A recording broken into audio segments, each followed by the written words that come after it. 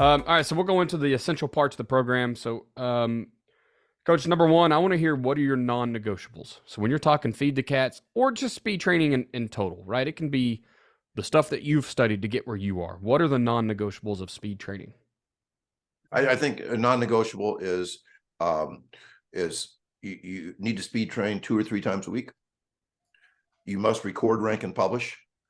You must reward speed with, like I love the miles per hour stuff. Um, it's huge. I think that my shirt says rest, recover, sleep. I think that like I have a couple of track kids right now. We have a really good team. A couple of track kids that have been sore and beat up. Just way too much. I'm like, you're just not getting enough sleep. The only time we heal, the only time we grow is when we sleep. And kids don't sleep enough. And Right. and I think that's a non-negotiable, that championship sleep is 9 hours. And it's the hardest thing a teenager will ever do.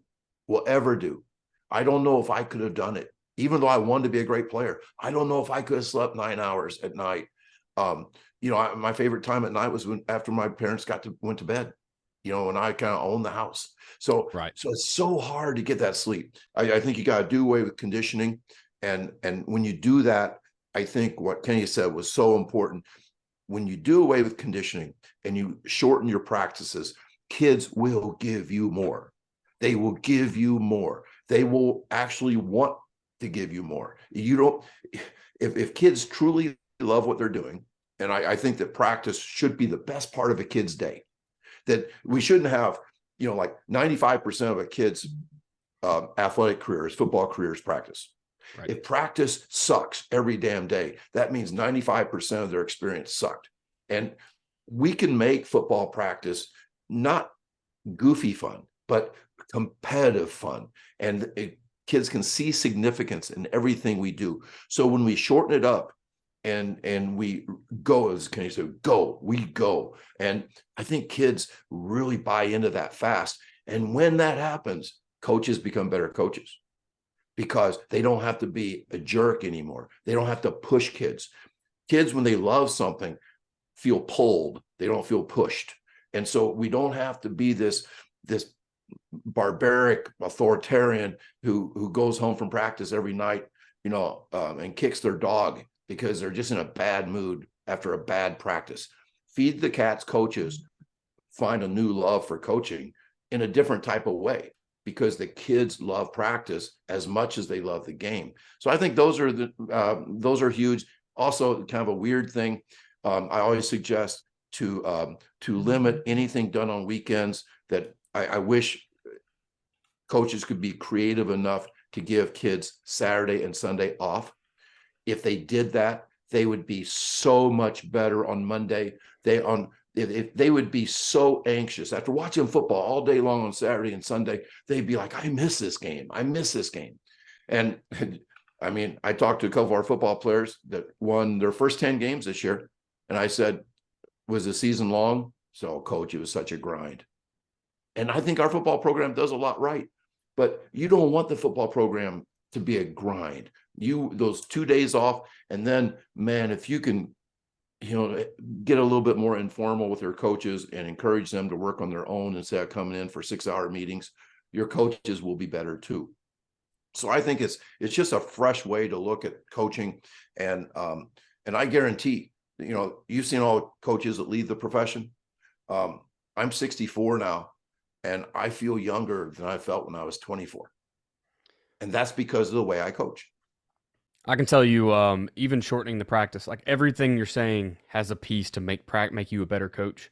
And when you said that, my key thought was, when practice is short, I'm not making up 10 ridiculous drills to put my kids through. So my kids don't have to go through a ridiculous drill that I made up at noon today at my lunch hour or lunch 30 minutes, wherever you go to school at. And I didn't have to put them through a bunch of foo-foo stuff. I broke down a piece of the game and I used a game-like scenario for my drill, and we got out of there, right? Like, hey, our linebackers suck at reads. Let's do some key reads and do the thing, right? And so once again, I'm all in on all those things you just talked about. We last episode we talked about not coming in on weekends anymore. I hate coming on Saturdays. Like it makes no sense to me that you make a kid come in on Saturday. So Yeah, I've been taking notes over here, Coach. First thing I wrote down was my kids will sleep 9 hours. They just miss first and second period, so that's how they sleep 9 hours. Well, maybe school needs to start at 10 o'clock. yeah, There we go. I've been a part of that conversation many times. Yes, let's start school later. We're night owls anymore, right? But a lot of what we do as coaches, and this has been challenged by you, and we've kind of passed it on to our coaches, is if you have to limit reps, what you unintentionally do or intentionally do, however you think about it, is you start to prioritize better as a coach. Because if I tell you, like Daniel just said, if I tell you have 30 minutes with your defensive lineman for individual, all right, that's a lot of time. So you're going to do some stuff. If I say, okay, Daniel, you have 10 minutes. Well, now he's going to pick the two most important drills that they need to get better at. And again, I've forced him to prioritize what's most important. So that's helped us a lot. Yeah. And also, as you know, football coaches stay up at night with a notepad next to their bed, and they're constantly adding stuff. And the